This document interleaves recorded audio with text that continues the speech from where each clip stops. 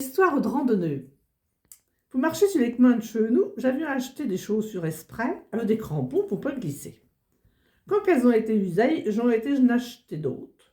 Vu que j'étais bien dans les vieilles, puis qu'elles étaient en solde, j'en reprends les mêmes.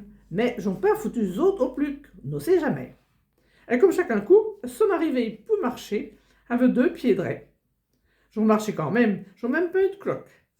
Et j'ai bien rigolé quand une copine s'est foutue bord dans la boue. J'ai dit comme ça, en tout cas, mais je n'aime pas deux pieds gauche. Un coup que je marchais sur une petite route entre deux plaines, je veillais un chevreuil qui mangeait bien tranquille dans un ancien jardin. Quand il nous a attendus, il s'est sauvé.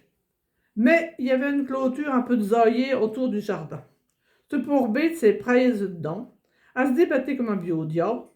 Plus qu'à ruer, plus qu'elle était coincée. Nous la regardions se débattre. J'osions pas y aller, je savais que ça nous aurait peut-être foutu des coups de chapeau. Mais il y en a une qui a dit, je peux pas faire ça, j'y vais. Forcément, les gars ont dit nous et tout. Ils se sont retrouvés à 5 ou 6 autour de cette pauvre bête, puis tout d'un coup, je l'ai vu partir comme une fusée. J'étais en content comme tout. Puis un des héros du jour, tout émotionné, a dit, j'avions jamais touché un chevreuil.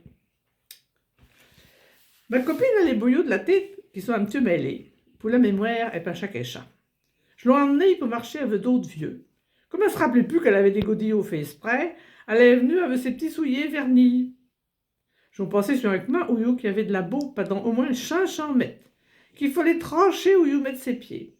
À glisser, ces pauvres petites godasses étaient beaux, tchèques, ne voyaient plus la couleur. Que plus loin, là, était encore pire.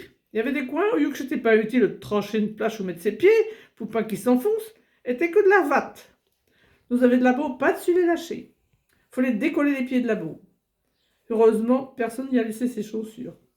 Ma pauvre copine essayait d'avancer, de temps en temps en marchant sur le bord du champ. Mais non seulement il n'était pas large, mais en plus, il y avait une clôture électrique.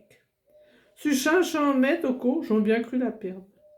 Mais, perdre la mémoire, c'est à l'époque du mauvais. Quand enfin elle a pu se tiaiser dans ma voiture, elle m'a dit comme ça, était une chouette balade, pas. Bonjour, puis du mieux.